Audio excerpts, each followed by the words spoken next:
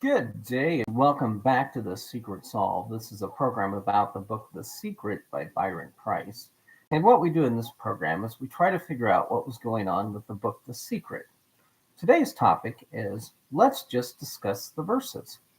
In other words, let's just read the verses and see what comes to mind, blocking out all other input and thought. So, to get started with this exercise, I'm going to read the instructions. Maybe. Okay, so, hey Joe. Today we're going to talk about the secret verses. We're just going to read the verse and come up with ideas. I don't really have a presentation. So, the treasure now, the stories told, set for eternity in days of old. But man, his numbers quickly grew, and so the fair folks come to you with their challenge and a pact to match 12 verses with the sight of paintings 12 in color light. A pair will lead you to a cask, a little digging is the task. For treasures shining, moonglow amber, emeralds dark, and ruby embers, to find the keys is your reward, for fairy peace, the real accord. And I don't know if there's anything in that language specifically there that gives you any indications, other than if you realize that in one of the verses they do use the word task. And if the task is a little digging, I don't know if you can replace digging where you see that word task. But I think that instruction tells you you're supposed to match verse number one with image number one. But what do I know? So let's just take the first verse as it's printed in the book. Fortress North, cold as glass. Okay, so to me, having grown up in the 70s and 80s, if somebody would have mentioned a fortress to me, I would have immediately thought about a B-52 flying fortress, or a place where where fortress planes are, let's say, stored. The reason I say that is because it says cold as glass, and on a flying fortress there is a let's say a flying piece of glass, the turret, where the gunner that's in the belly of the plane sits in just basically a glass bubble. So I don't know if this Fortress North cold as glass could be interpreted as a glass bubble, as a flying fortress, or as just a place that's a military fort. Since it's cold as glass, how do you augment a fort to include glass? Because glass is a very brittle uh, thing. And so, how, if you look at a fort, would you have that? So, Fortress North Cold as Glass is one of those that, to me, is not uh, looking at that. Jeff says that we could be looking at Superman's house. I didn't know Superman lived in a house full of, a glass house, but if you do live in a glass house, it's best to not throw stones. Okay, Friendship South, take your task to the number 982. Okay, so what is friendship? Uh, Friendship, kinship. Uh, so if you've got a plane north of you and it's a fortress, and you've got a ship, friend ship south. So perhaps what they might be telling you is that there is a fortress of B-52 base north of you, and there's a friendly ship to the south. In other words, a Navy base. And if you look at California, geographically speaking, this could be correct. And if you look at the Long Beach area, is where your ships are. Where is your flying fortress? If you want to pin this down further, maybe you're just talking about the Navy and then some plane that's north, not even as far north as uh, San Francisco. Maybe you're still in that Los Angeles area where your fortress could be north. Because I know there's Edwards Air Force Base. There's all kinds of Air Force bases right there in that area. And I know the Navy, their friend ship, if you will, south, is probably going to be somewhere around that Long Beach area. So take your task to the number 982. Well, I think that once you get to this 982, whatever this magical 982 is, you know, I think it's addressing information, but I don't know. So through the wood, no lion fears. Well, my immediate uh, thought on this is if this is how you correctly read this verse, then um, if that's how you're supposed to put those together, I think of either Deadwood or Hollywood, or I'm open to suggestions on the kind of wood.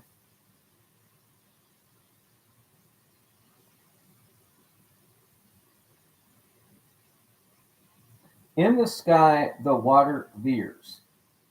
Okay, in the sky, the water veers, I think could be a rainbow, because rainbow is basically veering water that has color light. Uh, it could be a fountain that doesn't shoot upwardly.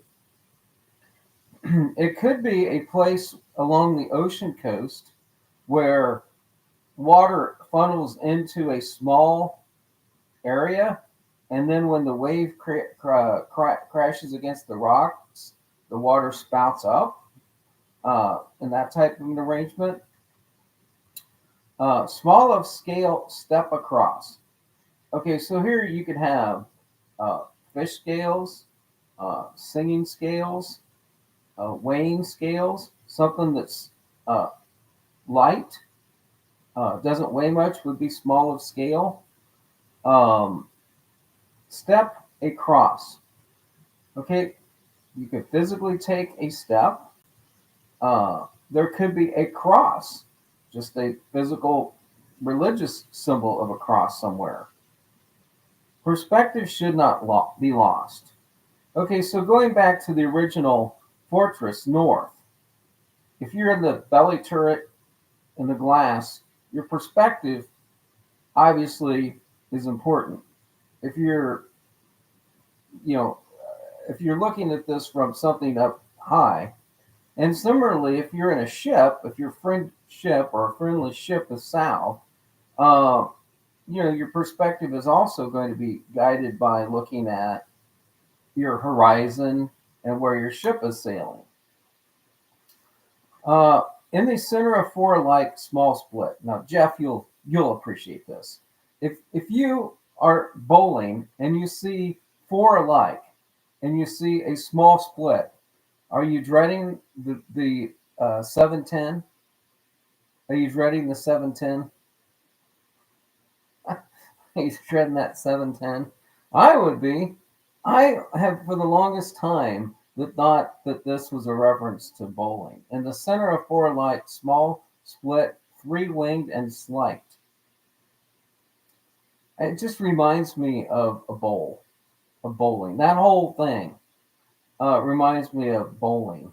Uh, anyway, uh, yeah, exactly. There's not much chance of making that. uh, Believe it or not, I bowled a little, not very much. Wasn't very good at it. But one time I did make the mistake of of almost making. I mean I came pretty close to making that one time. Uh anyway, I my most to buy bowling was Brooklyn style, by the way. So I ended up with quite a few of those. Anyway, so all right. So three winged and slight. This could also mean a building that is small and has three wings to it. It could be a statue or a monument that has three wings to it. Uh, but I think they're trying to show you that something small or small of scale. Okay, what we take to be our strongest tower of delight falls gently. So the only thought about this, and if you have to use the in December light for that, see, I don't know if we're actually reading our poem correctly or our verses correctly. Uh, because there's no punctuation. This, I mean, really, in some of this, you can read the whole thing with no punctuation. But anyway, when I think of a December Tower of Delight, I think of the ball drop in New York City. I mean, I can't think of anything that's going to be a dropping tower. And sadly, the other thing that I think of is that our strongest tower of delight falls gently in December night is Pearl Harbor. And if you want to use this verse with the first one, and what if there's a cask at Pearl Harbor? What if? What if Hawaii was included in the treasure book and nobody's simply been looking at it? And puzzle one is just all the islands, the Rocky Islands out there. And nobody's actually been looking at Hawaii. I don't know.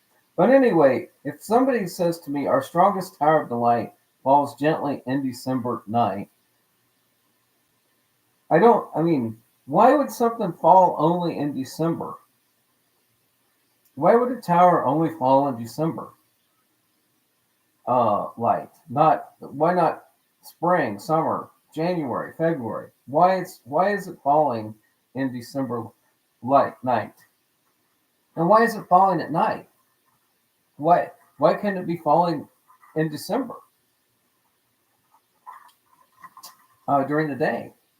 Okay, the next line is looking back from treasure ground, there's the spout, a whistle sounds. If somebody would read that to me and say, uh, there's a spout, a whistle sounds, I would be talking to you about a tea kettle. Honestly, I'd be talking to you about a tea kettle. If you just give me the words, there's the spout, a whistle sounds, I would be talking about a tea kettle. When the tea kettle got hot and the steam started to boil out and the whistle sounded. Now, the guys that like the 982 train are going to tell you that, well, there's the spout, a whistle sounds, is a train whistle from a steam engine. And I'm okay with that. It could be. Uh, it could be you have to look back to the words, the spout, and then you would hear a whistle. But again, we're using bias. We're using bias to match this to a specific puzzle already, as opposed to trying to just figure out what the verse means. But if somebody said something about falling gently in a December night, the last day of December, the last December night, the ball is going to drop in New York. And it has for many, many years. And it's the tower that's usually adorned with light. And I don't know how you work that into the solve that they currently have this verse for. Okay, so that's looking at the first verse. At a place where jewels abound, 15 rows down to the ground. Okay, so where is a place where jewels are going to abound? I don't know. Probably some sort of mountain range, a mine, a hill, a quarry. I'm just thinking of a jewelry store. And again, you'd have to go back to 1982 and see if there is any jewelry stores. But how about a place where jewels abound? Well, what if the jewel is a diamond? If you just take that one, just take one of them, one jewel, 15 rows to the ground. Okay, seems pretty site specific. So you have to be at a place where jewels abound, and then you're going to take 15 rows down to the ground. Now, why did the author use the word rows instead of steps or stair steps or paces? Why did the author use rows? And I'm not talking about ROSE, I'm talking about ROWS. So is there a place where there's something planted in rows? But I think most people are going to interpret this as being uh, steps. So let's just say there's 15 rows down to the ground. In the middle of 21, from end to end. Okay, so if you line up 21 from one place to another place, what can you find that would add up to 21? Well, in baseball, you've got 9 players, you've got another 9 players, that's 18, and let's say you have 3 umpires. You'd minimally have 2 umpires, but I think most games in the 80s, it seems like were 3 umpires. Once you got to like women's softball, uh, some games there's just 1 umpire at the Little League. But we're talking about, something probably beyond that. So, where if you've got all these players from end to end, or just you have end to end. Now, so end to end. Well, that means you've got them lined up. There's a row. There's all of them. So in this scenario, only 3 stand watch out of 21 that are end to end. Well, if you continue my, where can you definitively show that there's 21 participants and only 3 of them are going to watch something? Where in the world would that exist? So I'm modifying. You've got a place where you have 21 end to end, and only 3 of them are going to watch for something. Well, to me, that's a baseball riddle that's describing home plate. Because you have the batter, you have the catcher, and you have the umpire standing watch. Now, some people will, oh, well, the umpire's not standing. Okay, I'll give you that. But you show me where there's going to be something where only 3 people are going to stand watch.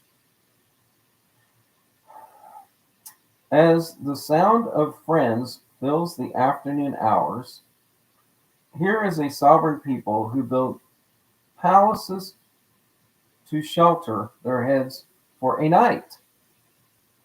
Okay, so where are you going to have 21 gathered from end to end with only 3 of them standing watch in a place where the sound of friends in the afternoon hours are going to have a sovereign people who build palaces to shelter their heads for a night?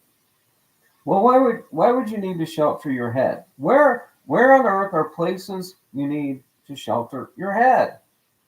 Well, mainly where objects are coming out of the sky. Well, where is an object going to come out of the sky? Well, I guess a snowball could come out of the sky. A leaf could drop out of the sky, but not cause that much damage to you, right? Hailstones could come out of that, but in afternoon hours could be when hail occurs, right? But again, you've got sovereign people, and that means that these are people that have allegiances maybe to one team or the other. and they're going to go into a dugout and put all their goods in there to shelter them for a night. And they're going to leave after that. So where are you going to build and palaces has the word laces in it. And since that verse and that word that was chosen is palaces, I suppose they could have used the word places. But why did they use the word palace in this example? Gnomes admire Faye's delight, the namesakes meeting near this site. Well, if you consider the namesake that you're talking about as a diamond, and that's where you're going to find the stone, a diamond, then you have a diamond within a diamond reference. What is the diamond-shaped item in a ball diamond?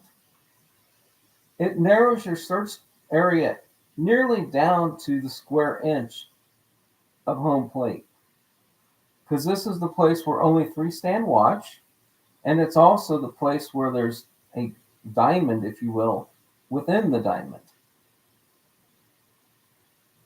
Okay, so you're saying, well, where can I find the 15 rows down to the ground? Well, this is where you have to match an image to the verse and use some of the back of the book. Because I can tell you right now, it is actually 15 steps from Copp's Hill down the staircase to the entry to the ball diamond field. You could stand at home plate, look at not the newly configured place, but if you look at the historical picture of that ball diamond and where the steps are, that has only 15, not the spiral, not the one on the outfield sign, not the one in the middle, but if you take the staircase that is closest to home plate and follow it down from Copp's Hill, you're sitting right on top of it.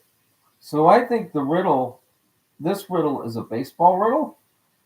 And if you have to start the baseball riddle at the middle of 21 from end to end, the end to end is telling you the north end, if you will. It's giving you a clue to where you should be looking.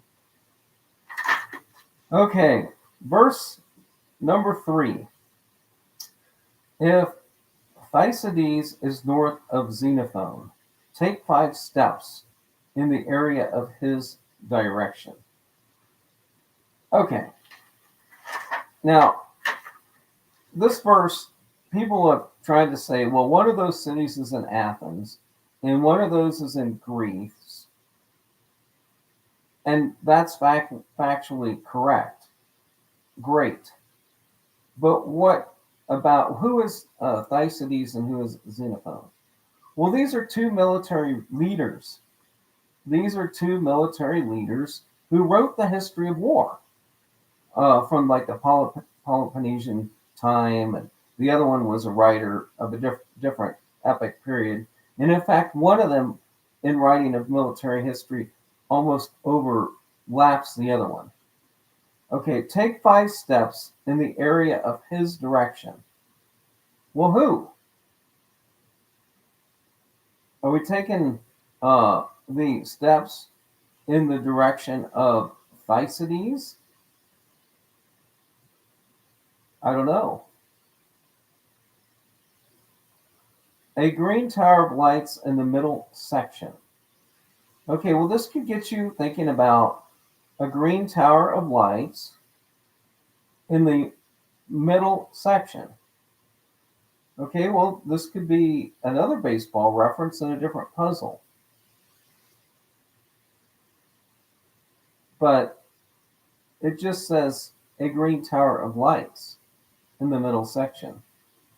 Could be a football game. It could be any place where there is sections, if you will, and they're towers. Maybe this is a tower of lights at an airport in the middle runway. Um, so you could find a number of different places where you could apply this idea. Uh, Near those who pass the Colosseum with metal walls. Okay, so you're going to be looking at a Colosseum, and the Roman Colosseum is the first thing that comes to mind when you talk about a Colosseum. But now you're talking about a Colosseum with metal walls. Well, metal wasn't, I guess, readily invented or available um, at that time. Uh, the Colosseum could be a Colosseum that's built within the United States. Um, I think in 1980, one of the football stadiums was considered a Coliseum and not like an arena or a sports venue or a park. And they were actually calling it a Coliseum. Face the water, your back to the stairs. Okay, so you've got water somewhere in this one, and your back is against the stairs. Okay, so you're going to have a place where people will walk from a higher level to a lower level. And since we are talking about a coliseum, there's probably going to be seating in between. And so this is maybe where we're starting to think about an amphitheater, because you're going to have stairs and places to sit. All the letters are here to see. Okay, to me, what this means is that you're looking at a place where letters are stored, as in the postal service letters. Uh, the only other place you're going to see all the letters is where every letter in the alphabet would be. Maybe like at an eye doctor, but they only use a subset of the letters anyway. Maybe at a school, all the letters are here to see in an elementary classroom. They're right above the chalkboard in most cases, if you're in like first grade. But now with the new education, you might have to be in fifth grade before they actually show you all the letters above the chalkboard. But I remember when I was in school during this time, all the letters were there to see. A through Z was right above the chalkboard, if you will. But to me, all the letters are here to see.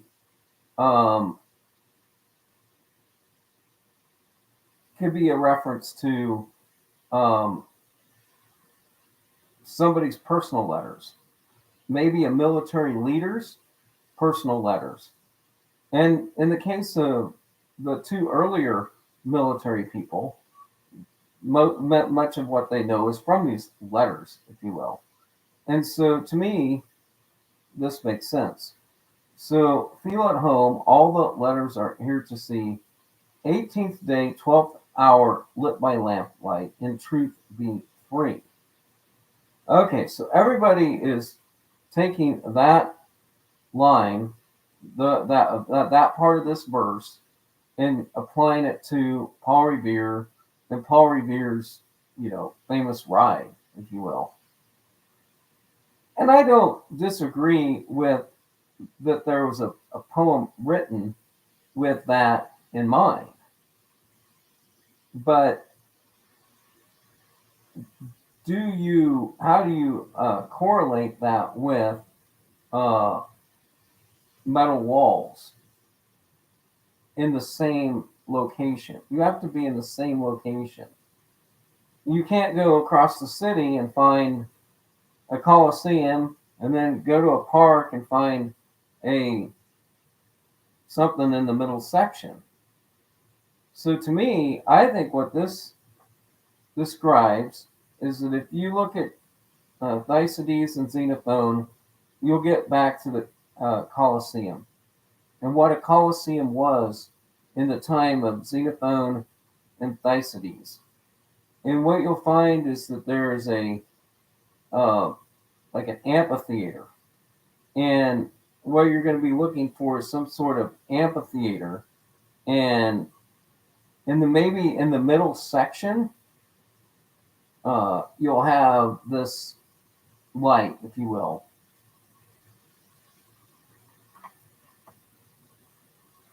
So I think the 11th day, 12th hour, lit by lamplight, is going to be a local reference to the actual spot you're at. And I don't know, I don't think Paul Revere's ride took him through Langione Park on that fateful night. And in truth, be free. How are you ever free? At the at, at how if you use that verse in Boston for the lit by lamplight,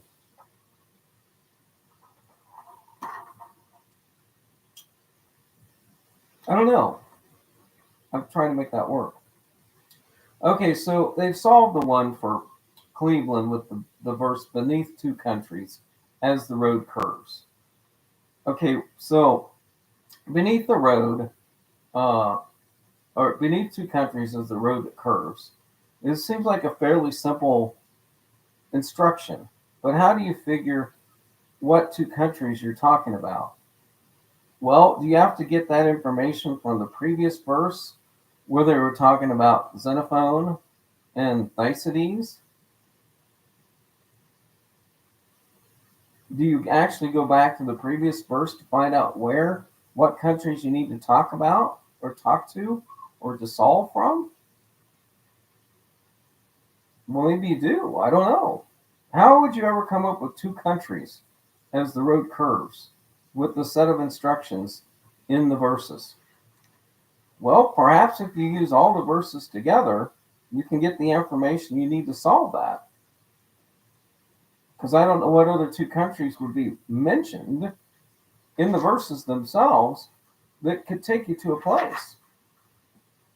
Well, let's just go on that. In a rectangular plot beneath the 10th stone from the right to left, beneath the 9th row from the top of the wall, including small bricks, step seven steps up, you can hop from the bottom level, Socrates, Pindar, Apelles, free speech. Okay, well, maybe beneath two countries is solved within the verse. So the country you need to find is the one related to Socrates, Pindar, and Apelles. Okay, so that's going to give you one of the countries that you need in just using this verse. Because if you know Socrates, Pindar, and Apelles, what they're related to, those are all Greek.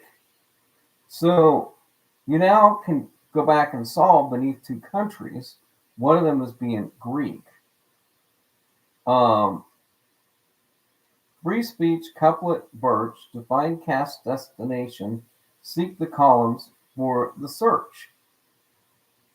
So maybe the other country that you have to solve for using the verse is the country that has the columns. And I don't know, is that Rome? But in using this verse, this is so tight of a verse that it's almost describing your actual on-site experience.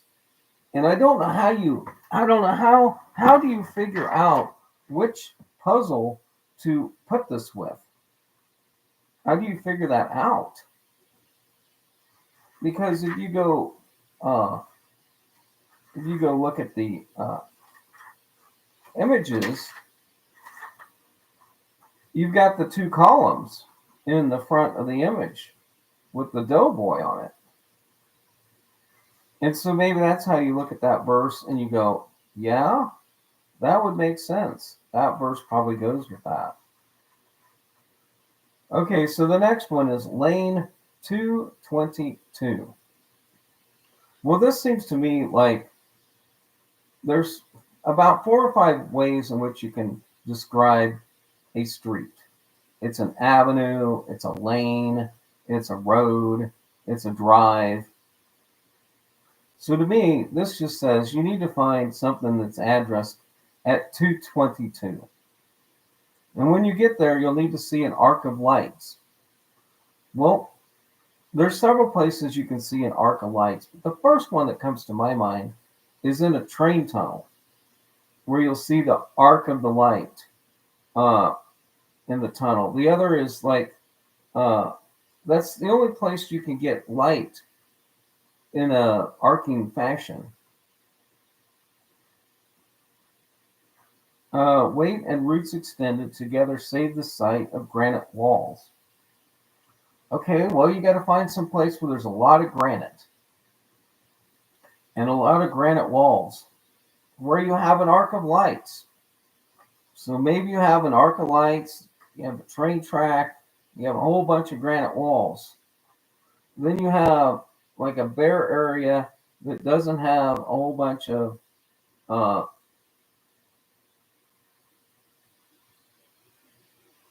anyway, you've got the roots and the weight extended uh, there. Wind-swept halls. Well, when I think of wind-swept halls, I think of, well, I pretty much think of a tunnel. And I also think of the Windy City of Chicago. Um, so that's where I go with that. Okay, a citadel in the night. Um, and I don't remember exactly where the citadel is. But anyway, it says a wingless bird ascended, born of ancient dreams of flight. Okay, birds are one of the oldest animals on the planet. In fact, some people say dinosaurs actually evolved from birds. Okay, so a wingless bird or a bird that cannot fly is called a rail, or it's actually called a rail. A rail is a bird that cannot fly. Okay, so I've now found a place where I've got an arc of lights. I found a place where there's some granite walls. I found a place where there's a wingless bird uh, that basically dreamed of flight. So then, beneath the only standing member of a forest to the south. Okay, so from your spot that you're looking, you're going to have to look south and see a bunch of trees. And then you're going to find the tallest tree, because that's the standing tree. White stone closest at 12 paces from the west side. Give permission. Okay, so getting permission is a grant. Somebody grants you a permission. Somebody grants you a permission.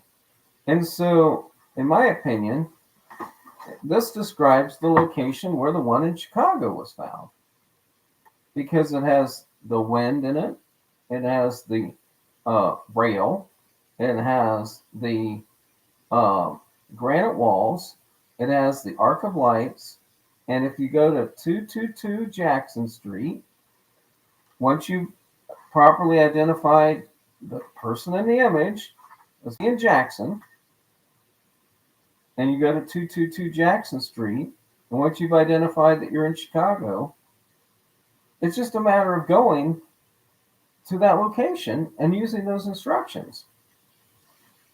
So I know the guys that solve the Chicago puzzle don't want to come back and, years and years and years later say that, oh, well, maybe we got it wrong. But what if there is a one-to-one relationship? They're not doubting that the Beneath Two Countries puzzle goes with the one that has the Rockefeller. And nobody's challenging that belief. Everybody agrees with it. Well, why not challenge the belief and say, hey, when I look at Jackson, Jackson isn't sitting in this How do you know this guy's sitting? I can tell that the guy on the horse is sitting, or that, he's not really sitting because he is part of the horse. But anyway, I just say that when somebody gets me permission, they're giving me a grant. I know this is getting a little tedious, and if you don't want to watch the whole show, feel free to drop off.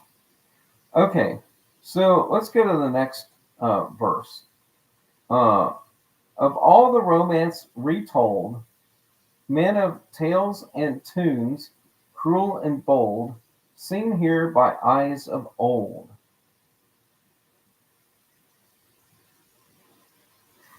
Okay, to me, if you get that verse, you've got to have some inclination of what image it's going to go with. Because if you flip through the images, okay, whose eyes are old in this? Whose eyes are old? Whose eyes are old? It's probably the one with the oldest references in the book. I mean, it's not the grandfather clock. It's, I guess you could use the Chicago image for this, for Tales of Tunes, Cruel and Bold. But to me, that gives you an Indian.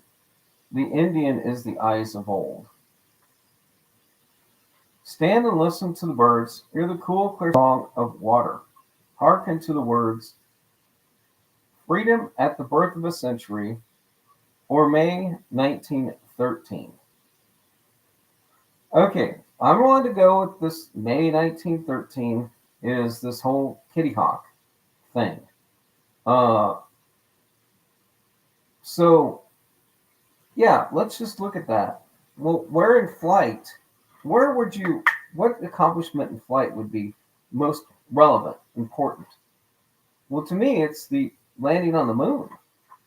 And, if you add the information about Werner Van Braun in the back of the book and all the other information, you get the idea that the flight that they're talking about is not the one at Kitty Hawk. But if it is, and I don't know if anybody's adequately solved the freedom at the birth of a century. I don't know if anybody's actually solved that particular line. Okay, Edwin and Edwina named after him. And I can show you where both Edwin and Edwina Booth uh, were named after a booth.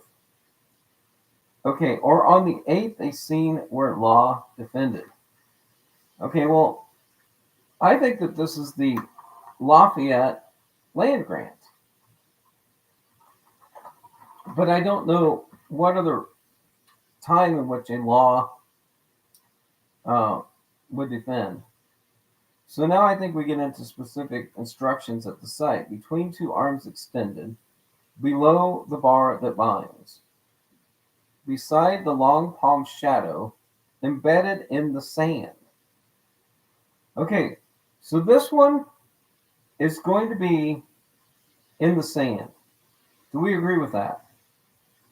So if you go through your puzzles, I think this helps you in your matching process as to which particular puzzles you probably can't match this to. And to me, if you're talking about sand, you're probably even either going to be in, well, I guess you could be almost anywhere, because I guess sand, but you have to have two things. You have to have a palm, and you have to have sand. Unless, of course, the palm is somebody's hand palm, and you need to link together between two arms extended below the bar that binds beside the long palm shadow. If that arm is a human arm. The White House close at hand. When somebody mentions White House to me, I think of Washington and the Capitol. In other words, either the Washington uh, White House, and they say the word remuneration. Why would you use the word remuneration unless this has to do with the moon. And if you've listened to my solve ideas before, you'll know that I think that this one is related to Sand Point, and I think it is related to um, a sign that's by the Neptune statue facing the water there. Okay, the next one is a Stonewall's door. Okay, if somebody mentioned to me the word Stonewall, I would immediately think of Stonewall Jackson. Honest to God. I'd say Stonewall Jackson. But I have to modify that with the air smells sweet. Okay, I don't. So now you're down to a stone wall where the air is going to smell sweet. Well, I mean, there's a few cities where they manufacture spices and, there's stone walls involved. I know if you go by a brewery, often the air smells sweet. And anyway, not far away, high posts are three: education and justice for all to see. So to me, uh, this is telling you that there is going to be some reference to a school and a court. So, like in close proximity, you're going to have court and school. Sounds from the sky, near ace is high. Well, to me, if you describe somebody that's nearly an ace, I'm going to show you somebody that crashed a plane. Because an ace is somebody that can maintain that plane in flight. And a high post, I don't know how high the post is, but anyway, running north, but first a cross in Jules' direction is an object of Twain's attention. Okay, for me, just for me, if you tell me what is an object of Twain's attention, I'm going to tell you it's a steamboat. I mean, some people are going to say it's a jumping frog, it's a book. Um, I don't know, it's a piece of underwear because um, the brassiere was actually designed by Mark Twain, and he holds a patent for it, along with a patent for many other things. But to me, the river that Mark Twain writes about, Samuel Langhorne Clemens, that um, is all you need to know here.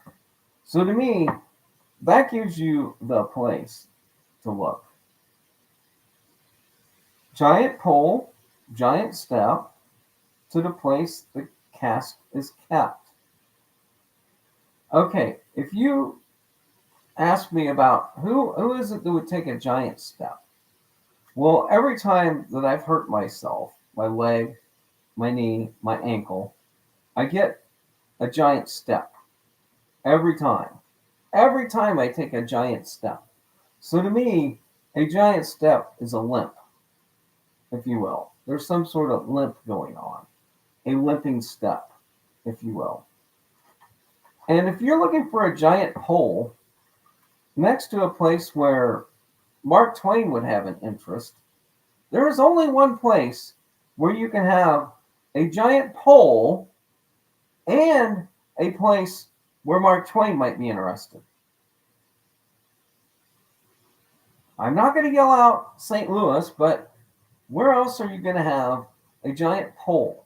Now, I think later on, you have to use the pole to refer to a Polish person. You know what I mean? A giant Polish person.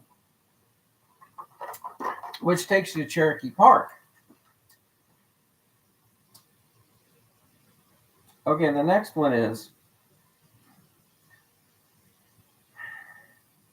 well, I'll just give you the next one because nobody's going to be able to go get it. So view the three stories of Mitchell. Okay, Mitchell is capitalized here. So you're probably looking for a proper person. And the people that wanted to use this verse for the Mitchell building in Milwaukee, I think you're right, it's person. But there's 3 stories of Mitchell. The only author I know that has 3 stories of Mitchell is Margaret Mitchell.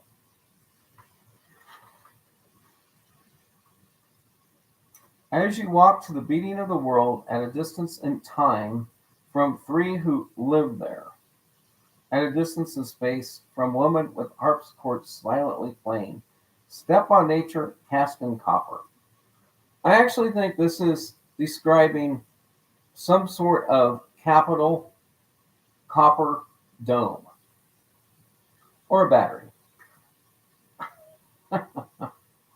I think this is describing a copper domed building. That's what I think it means. And within that building, there's at least 92 steps. Pass the compass and reach. Okay, I think the compass is a Mason reference. So I don't know if you're passing a Masonic lodge, a Mason's building, but go look up the Masonic emblem, and then you'll see the protractor, or the compass, if you will. So I think this is referring to a Masonic lodge or a Mason's building. Could be smaller than that. Could be just a, it could be a smaller reference to the Masons. And then you get to the location where you've got a culvert and you got a bridge. You have 100 paces. You're going southeast over a place where there's rock and soil. So you're not going to cross sand. It's eliminating sand. It's telling you that it's a place that has some rock. Well, the Masons probably know about rock. And it's not all rock. And then it says, past 3, staying west. Oh, hold on, I skipped. To the first young birch. Birch is not capitalized. I think they're simply telling you a birch tree. So you go to the first birch tree. So in your search location, you're going to have a younger birch tree. And then you're going to pass 3 and stay west. So you're going to see 3 more. You're going to be on the west side of those 3 more trees. Then you're going to see a letter from the country of Wonderstone's hearth. Well, you're going to have to identify which Wonderstone you have, if you will, to figure out what letter you need to be looking for. Unless you're just looking for one of the letters in country. In other words, the riddle is you'll see a letter from the country, and you need to find an O or a U or a C or an N or a T or an R or Y. A Wonderstone's hearth. Now, I don't know if there's a fire pit here, like you're in a park and you're adjacent to a fire pit, or a place where you're going to be able to roast your hot dogs, like as in the backyard Barba Creek. But anyway, I think you're going to see that at that point. And then the next line says, at its southern foot, the treasure waits. So here, I don't think that you're looking at a 5th. I don't think you're looking at the foot of a tree, but you're going to have a 5th birch tree. And then you're going to identify something that after you pass these 5 trees, you're going to identify something, that's in a position of waiting, as in like a statue or who knows. But I think that's where you're going to be, because it says the treasure waits. So you're going to have, something in a still position. So Jeff is adding the information. There's 3 domes in Mitchell Park Conservatory in Milwaukee. Well, and this is where I disagree with the current thought on The Secret. I don't think you mix these puzzles together. I think it's you look at that puzzle number 4, you go to verse number 4, you match the details in it. And let's just say if you do this and you match this to the one to one, you're going to be talking about this image that has the spinning figure in it, and you're going to have all of these brick pavers in it. You remember when I mentioned the Masons and how I thought this verse, just reading it out loud, had a Masonic reference to it? And if you look at those marks on that one stone, it's almost like the marks you would be making from a compass. Well, anyway, I'm not going to go any further. But yeah, if you like the current way people are thinking about matching the Mitchell to Milwaukee, I I just think it's not that way. I just don't think it's written that way. I just think that the verses match up differently. Okay, so the next chapter is the one that they say is, well, I'm not going to say where they say it is, but it says the first chapter written in water. Well, to me, if you want to talk about the first chapter, you're talking about Eric the Red and Newfound Land. And where, that's going to be, to me, the first chapter written in water. Near men with wind rose.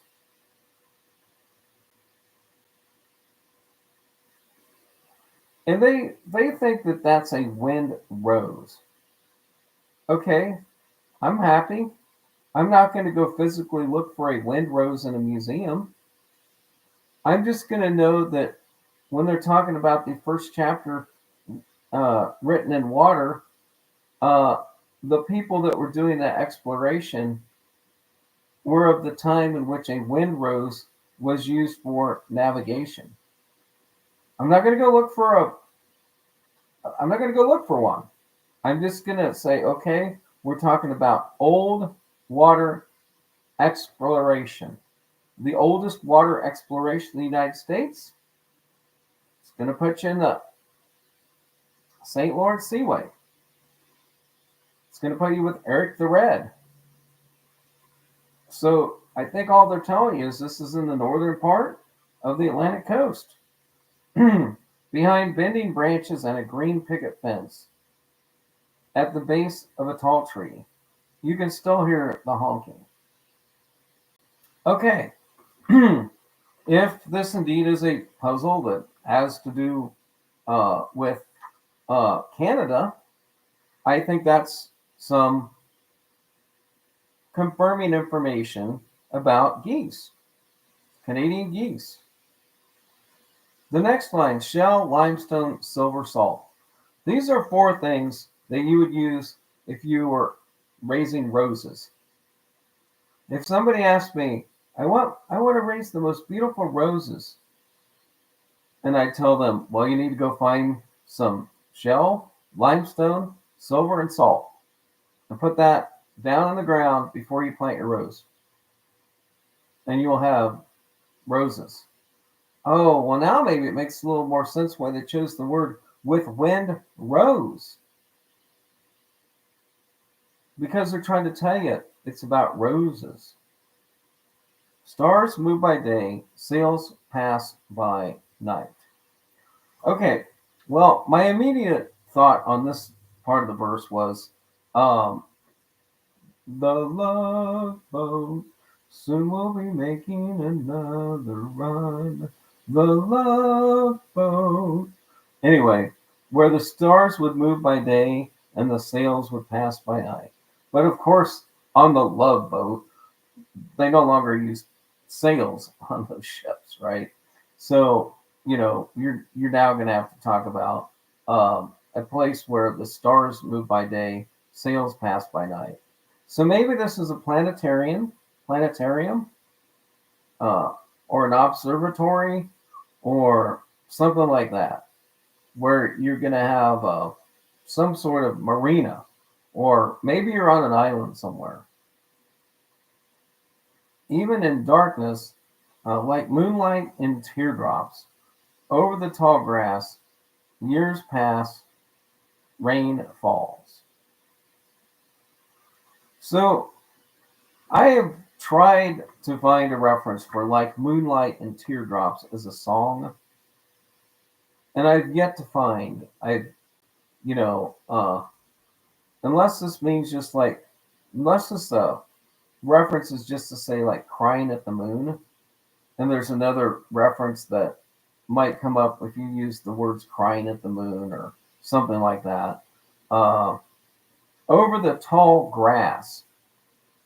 This is a little uh, troubling and interesting phrase because when you say tall grass, my next word out of my mouth is prairie, the tall grass prairie.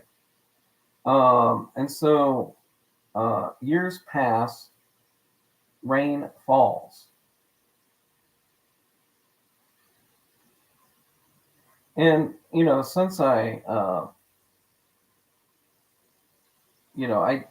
if the stars that move by day, I don't know if you're referring to the Olympics in Montreal, I guess the stars would move by day, but I just think that's a planetarium. And the first chapter, written in water, makes me think it's an island of some sort. And if you go back to the first chapter written in this book, Written in Water, it talks about Eric the Red and Newfoundland. I don't know. So the next one is in the shadow of the gray giant, find the arm that extends. Okay, and if you watch my video presentation on the juggler, if you will, in Milwaukee, you'll know where I'm going with this. So in the shadow of the gray giant. Okay, I just think that you're talking about probably some tall building. What else is going to be a gray giant? A really big mouse? An elephant? Well, I guess it could be an elephant if you told me a gray giant. But the next one I think I've solved. Find the arm that extends over the slender path. In summer, you'll often hear a whirring sound. Cars abound. Okay, so if you combine all of that information, you got a place where you're going to need an arm that's going to extend over a slender path. Okay? It's only going to be in summer, and it's going to hold cars back. To me, that only describes a crossing of a ferry, or not a ferry, a bridge, a drawbridge. To me, the only place you can find these things at the same time, an arm that extends over a slender path in summer, where you can hear a whirring sound and cars will abound. The only place I can find that occurring in the world is at a drawbridge, because you have to eliminate the winter. And if the river's frozen in the winter, then that arm's not going to extend over that slender path. You'll just walk right by that arm that goes down. Although the sign nearby speaks of Indy's native, the natives still speak of him, of hard words in 3 volumes. Okay, pretty specific instructions there. So you got to find something that the Indies speak about. And I don't know if this is Marquette. If it's Marquette, and there's 3 volumes, take as many east steps as the hour or more from the middle of one branch of the V. Okay, so you're going to have some sort of V. I don't know if it's in the pavement, in the concrete, the letter V. Look down and see simple roots in rhapsodic man's soil. Okay, so now we got to go back to the Indies, native, and natives speak of him. We're now talking about a rhapsodic man. So we now have to deal with somebody that's probably related to the church, the Rhapsody, a composer, a musician, or gaze north towards the Isle of B. And B is capitalized. And I don't know if that means it's a bank or it's a name of somebody. Getting pretty tedious, but I've only got two more. So I think that actually matches up with the image that they think is in Milwaukee. And I think it could be the Isle of B as Brigham Young, and we're not even in the right state there. But what do I know? All right. So the next one is past two friends of octave. I think this could be two stop signs. Honestly, octave is not capitalized to make it octave chanute. Octave could be a voice or a linguistic term, and so you're talking about somebody that sings. And I don't know why this guy has a fascination with December. Why do you have to pass the two friends of octave in December? Are we talking about something that happens only in the wintertime or primarily in the wintertime? Ride the Man from Oz. To me, this is a reference to the Wizard of Oz. And so, are you talking about the character of the Wizard of Oz? Are you talking about the wizard himself? Are you talking about the Tin Man? Are you talking about the lion? Are you talking about Professor Marvel? Or are you talking about the guy that wrote the book, L. Frank Baum?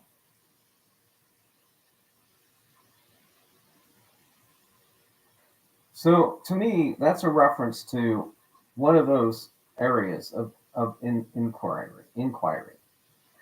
To the land near the window. Okay, when somebody says, "Hey, there's land near a window,"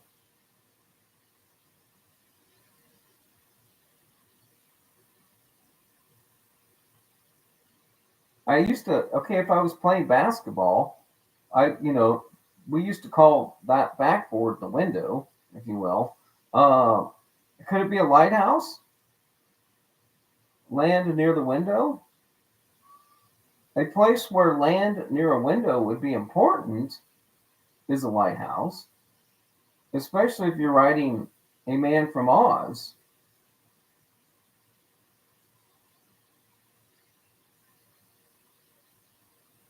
Uh, there's a road that leads to dark forest where white is in color with two maps. And this is where I think this is a basketball metaphor. So you've got a black asphalt court, right? And you've got white lines on both ends of the court, right? You got the outside of the court, you got the center, and then you've got more lines painted. Okay, you've got a circle and a square, right? So you've got the circle part and the square, which makes you the what? Free throw line and the rest of it. In and again, circle and square could just be a reference to carpentry, in that you're at a place where you need wood, and I don't know why the white would be in color with two maps. Where white is in color with two maps. Why do you need two maps? So in July and August, a path beckons to mica and driftwood. Well, I know originally a lot of goals were made out of uh, those two substances. I know that a lot of kitchen bathroom fixtures were made out of mica and driftwood. But here's where I think we get into the real riddle of basketball. Because it says, under that which may be last touched or first seen standing. What is it that you'll touch last, but you'll see it first?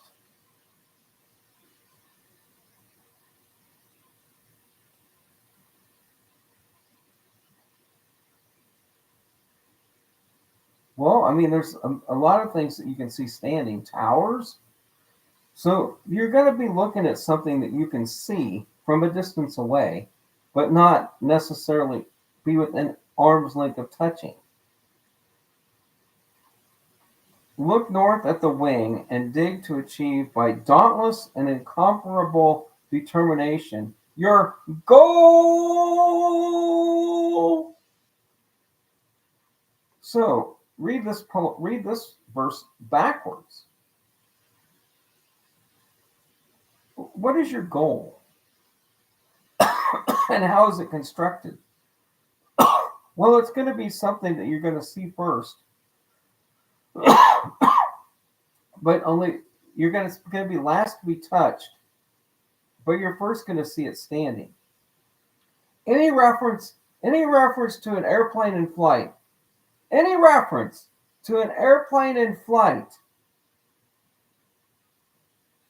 you're not going to see it standing. It's going to be moving in the air. Because if you see something in flight and it's standing, you're in a bad situation. A wing is a basketball term and a hockey term. We have wingers in and I suppose soccer. So a wing can exist in soccer, basketball, and I suppose some other sports.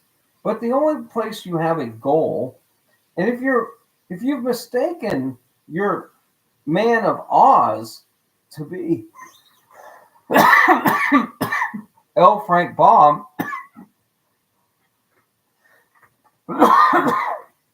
if you've mistaken your man of Oz and you didn't use the basketball reference to the inventor of basketball, who took the sport to Lawrence, Kansas, and made a career out of it. And if you go back and correct your man of Oz to that guy, you now have a puzzle that's about a basketball court.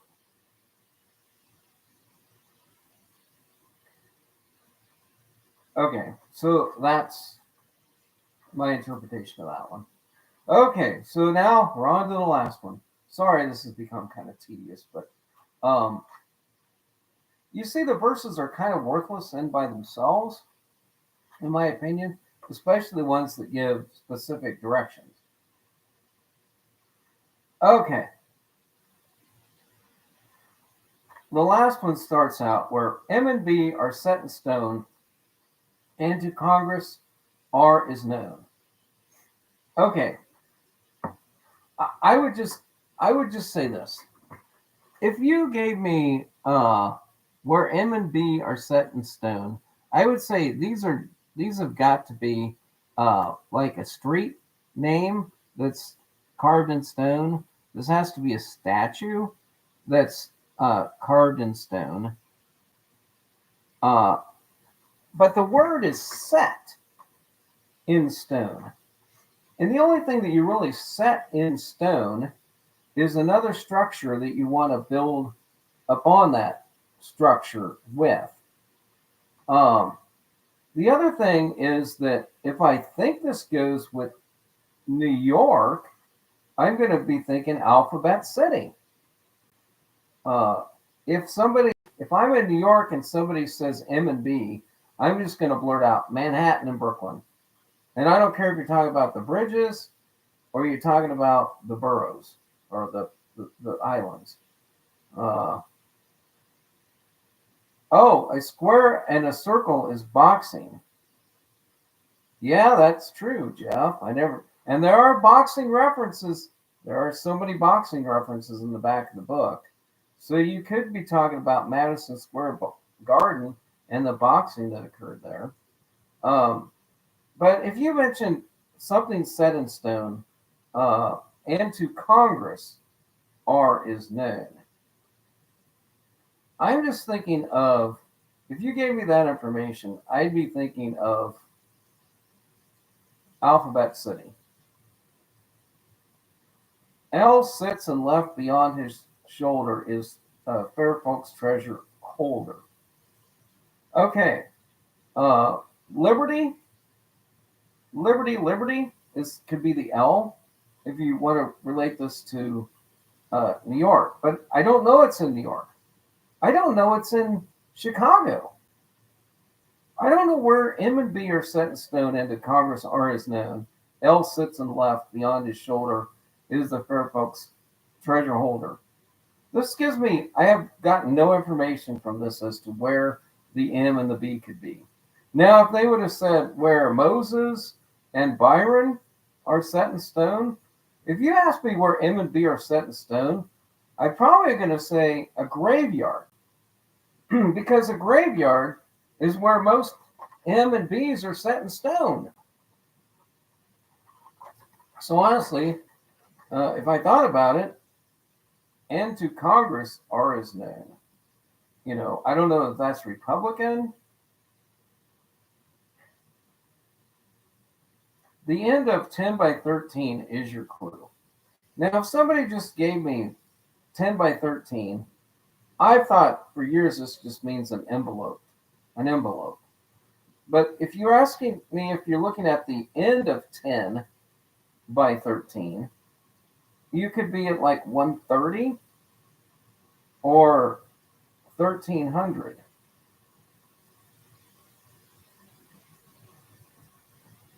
So 10 times 13 is what, 130? So are you at 130? Is something at 130? 130 is your clue. Fence and fixture, central 2. Okay, now I have a preconceived idea of fence and fixture. So you got to find something where M and B's are in stone, and you've got Congress and L sits. A fence and a fixture is going to be involved. Well, is that going to be like, so now you're like 130, 130, and then there's going to be a fix and a fixture at 130. Is it just 130 central something? Are we now at 130 central? For finding jewel casks, seek the sounds of rumble, brush, and music. Hush.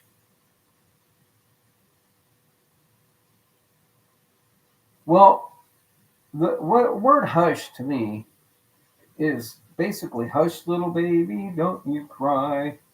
Mama's gonna buy you an apple pie. I don't know what. Or hush is something you do to a dog, like hush, hush, hush, hush, hush, hush. You know what I mean? And so to me, I think there's a dog when you say hush, or a baby. I suppose this could be a movie theater, any type of theatrical performance uh, where the conductor comes out, waves his hands, you know, to say hush. And to me, a rumble, brush, and music.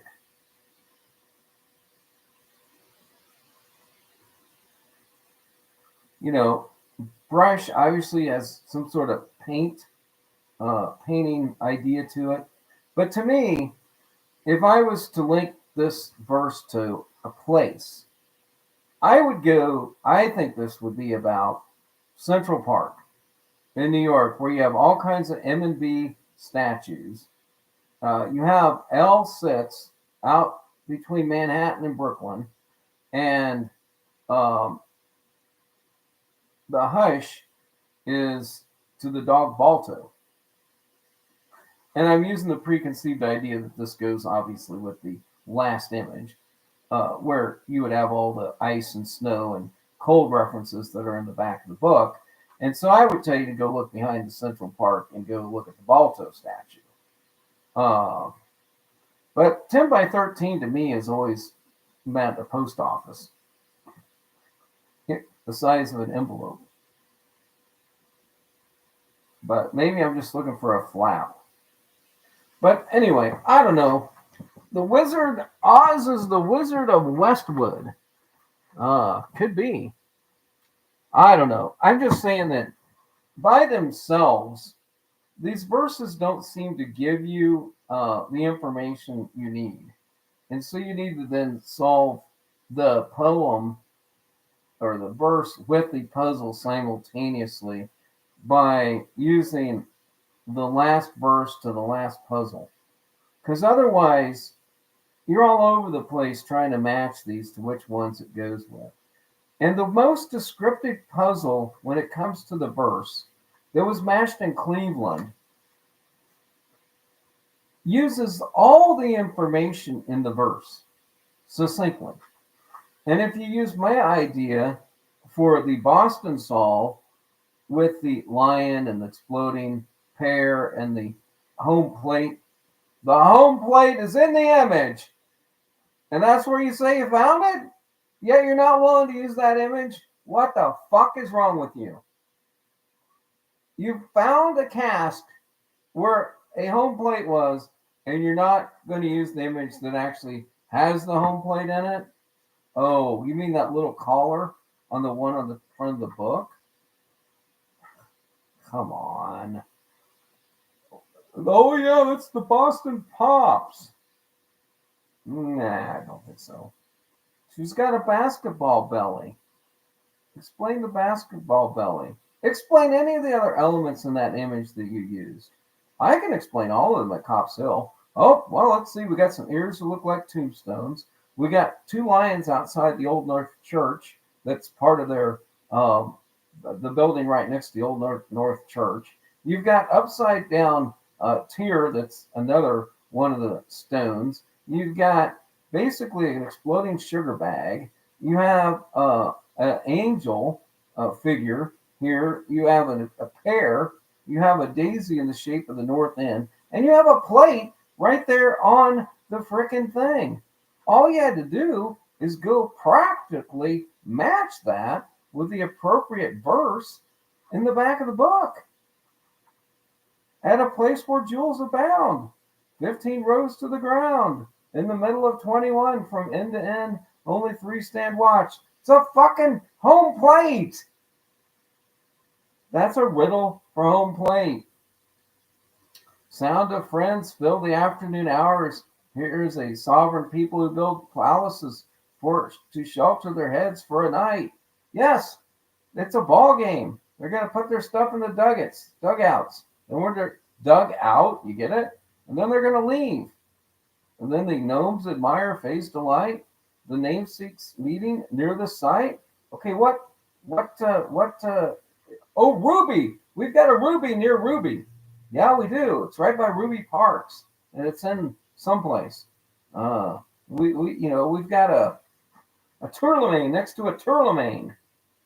The only matching one that you can do with all of the different litany of the jewels, where you can match it, is a diamond in a diamond. You can't match any of the other jewels you can't match any of the other jewel names within itself, unless there's a Ruby Bridges and you can match it to Ruby Bridges. Oh, we're going to match the emerald to the Emerald Isles. We got the emerald within the emerald. I don't know. I just don't think it works that way. But I think it works where you can say diamond. And if you know the Andy Papulo story, this figure looks appropriately correct. And you've got the leprechaun in the head. You've got the Boston Strangler. The shape of Boston is actually in between the two breasts of the black image figure. That shape, if you look at it, is actually the shape of Massachusetts. And those ships that you can see the flags of, they're covering her other private parts. I mean, I don't know how the guy that claimed he knew where that was used what he said he used to find it. It makes no sense. Okay, folks, that's pretty much it. Unless you want to hear about the Fortress North. So the back of the book, I've already got these. I'm gonna just do this real quick. I already got the calculus stuff that I like for the calculus uh, on my screen. So I'm gonna just talk about it real quick. Throw it in here. I don't know what page that story's on. Here it is. So the calculus is on page 185, and I think the calculus is about the California CU bus. And you can still hear the honking, by the way. So, the Yuba City bus disaster occurred in 1976, the spirit of 76.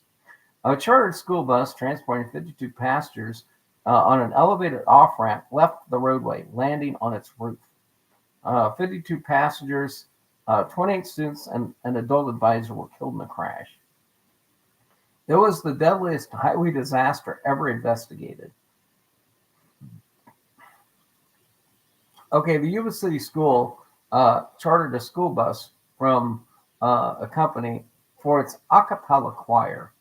Hush, shh, shh, we're about ready to sing. It went from Yuba City, California to Miramonte High School, Mira Chimera on the wall in Orinda, for a friendship day involving the choirs of both schools.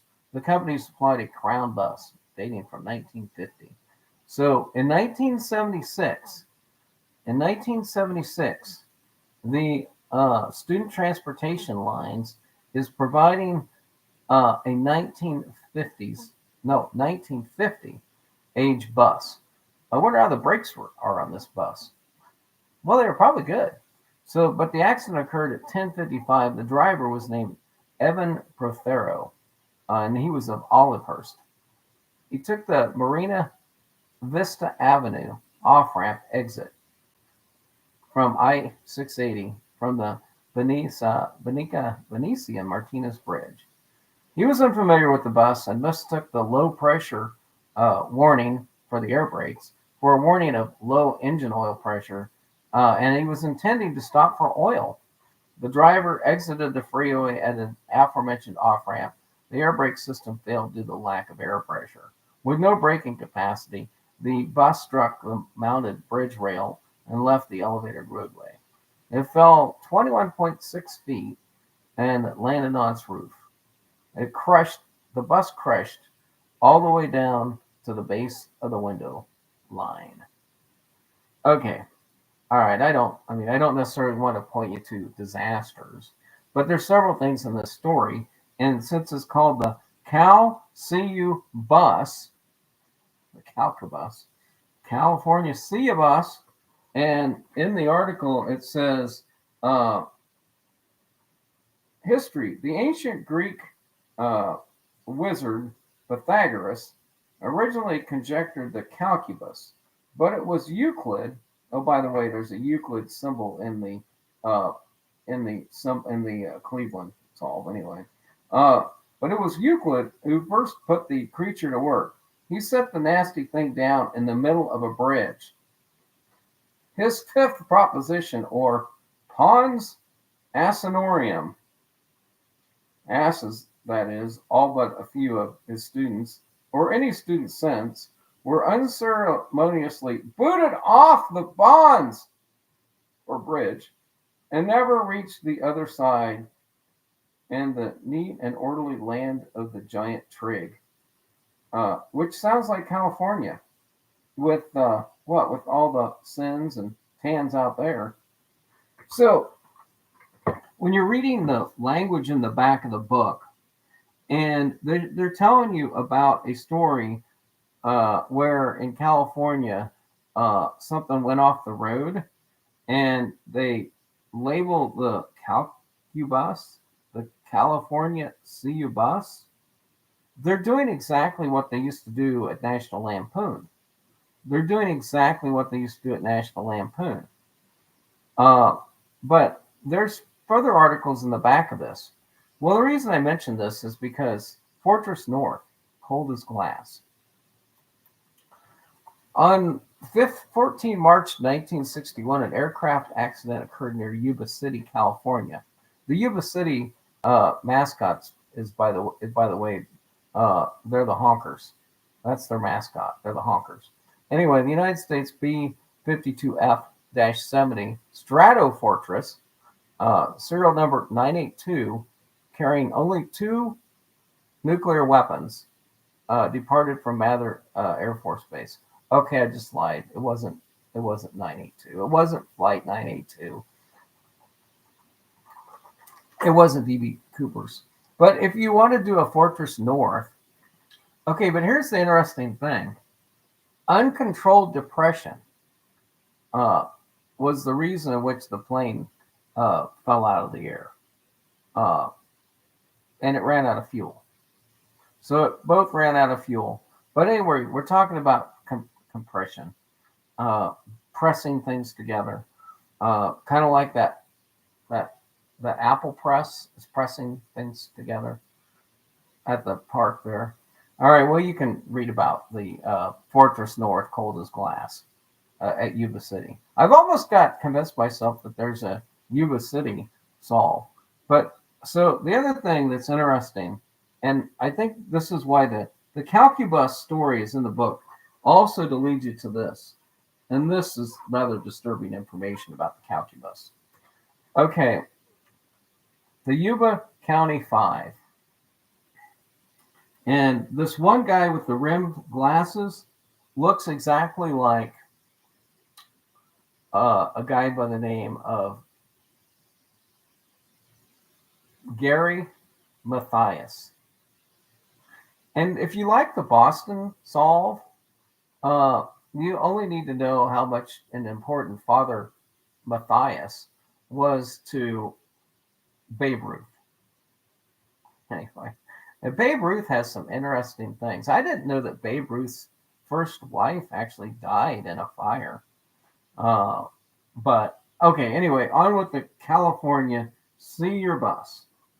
Okay, so the Yuba County Five were a group of young men, each with mild intellectual disabilities or psychiatric conditions, who were reported missing after attending a college basketball game at Cal State Chico on the night of February 24th, 1978.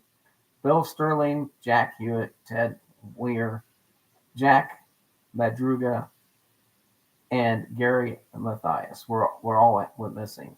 So we've got some mildly disabled people out who left a basketball game on their way back, and they get lost. Their car gets stopped in the woods, and it doesn't run out of gas.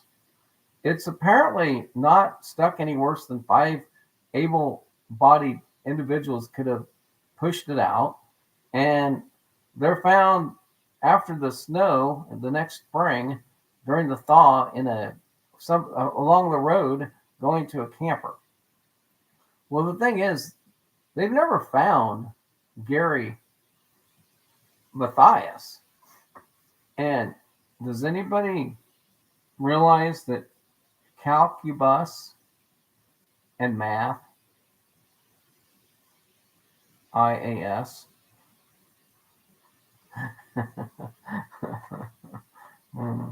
another calcubus story. The calcubus is often detectable near a wisp of smoke and smoke that smells like burnt rubber shooting from the ears of those cursed by the creature as they stare at their unbalanced bank books. The fatherly tweed and leather scented smoke emanating from the briar of a meditative MIT quantum mechanic. The fine, bright, odorless trail of smoke still drifting over test sites across the Southwest, or the singe of the calcubus's own wings as it pays a visit to a microchip specialist on the verge of a 256K breakthrough in Silicon Valley. So, I mean, these stories kind of lead you where you need to go if you really kind of look at them. And so they give you a story about California with the calcubus. You then look up where that all occurred. And then once you find where that occurred, you look for an area that might be close. So, for example, in the back of the book, there's some references to Babe Ruth. And if you find out where Babe Ruth lived and when he was in Boston, and you follow that, you get a breadcrumb trail that will lead you to the north end, based upon uh, some other things. And I think that's exactly how these back of the book puzzles assist you in finding it. And I think that one of these puzzles is going to have intellectual disabled uh, person in it, and I think that's going to be the one that was in St. Louis. It's about the Limp family. The guy that found the Chicago cast didn't explain all the clues, if I recall. Yeah, they were on a TV show. You can Google this on YouTube and just look up the Rob Roble interview 1980, and they're on the local TV show. And on that interview, they didn't explain all the clues, but later they said it had to do with the M and V set in stone, and that was the Mozart and Beethoven that are on two buildings 5 blocks or 6 blocks away from where uh, you have to basically go past the treasure site, do a loop through the park to get back to it. If you use my lane 222, you'll see an arc of lights solution. You literally can stand at, at the lane 222 Jackson Drive, walk down to the tallest tree, and there's a forest to the south. Look west, you can see the white stone sitting on the top of the fence rail. And it's like, all you have to do is measure 10 feet from that. And these people keep telling you that's a Lincoln. That's a Lincoln. There's an eyeglasses in that thing you don't need. There's eyeglasses you don't need in that. The only person that doesn't, I mean, the guy died. Lincoln died before he ever had a prescription for glasses. Andrew Jackson lived way long enough to need a prescription. I have no ill will to those guys in Chicago because I'm pretty sure Byron eventually told them where to actually dig. But the reason they couldn't find the spot because they weren't using the right verse, and if Byron would have told them what verse to use, Cat would be out of the bag, and people wouldn't be mismatching the verses, and his puzzle wouldn't be as good. So that sent the whole community on that has sent uh, everybody on a trail of non-discovery for the secret.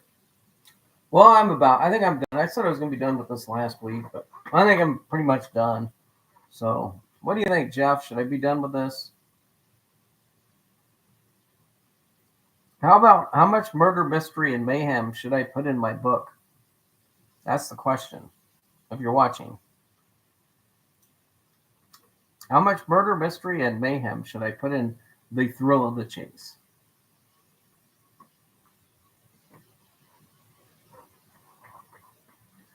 Okay, so I don't know, Jeff. Are you familiar with the book that was written um, by Doug Preston that has to do with the people that go into the mountains and they get stranded, and it happened over in Russia, and he tells the story of the uh, Russians that got um,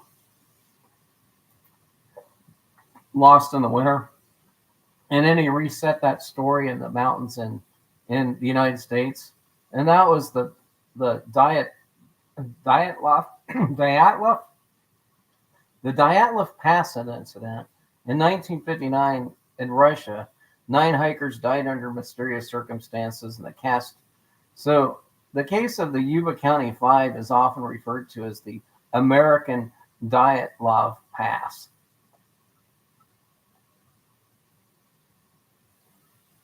So I found that interesting. That the same story actually happened out by Yuba City with 5 people that were special needs. The one guy seemed to be a little smarter than the rest of them. But okay, if you okay, I hate to read the whole story to you, but if you want to read about this, just Google the Yuba County Five. But they died.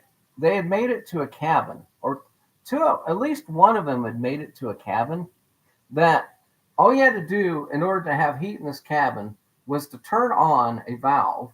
And they might not have known this or took the time to investigate it, and they might have been too frostbit to even do it. But there was plenty of sea rations at this cabin.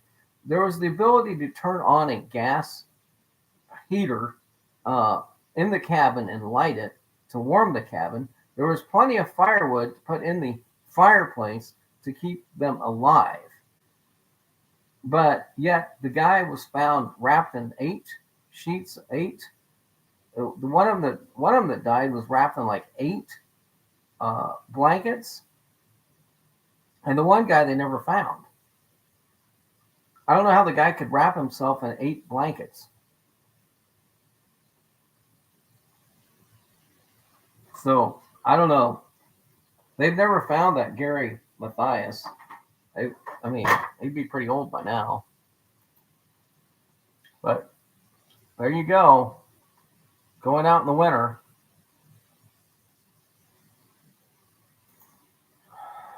So you think I should put a lot of murder and mayhem in my story about the secret? Maybe I should call up Daryl, get his story again. Have you noticed how they're oh, you left. All right. Well, I guess I'll jump off then. All right, well, thanks for joining. Have a good day. I noticed that Jeff left at 5.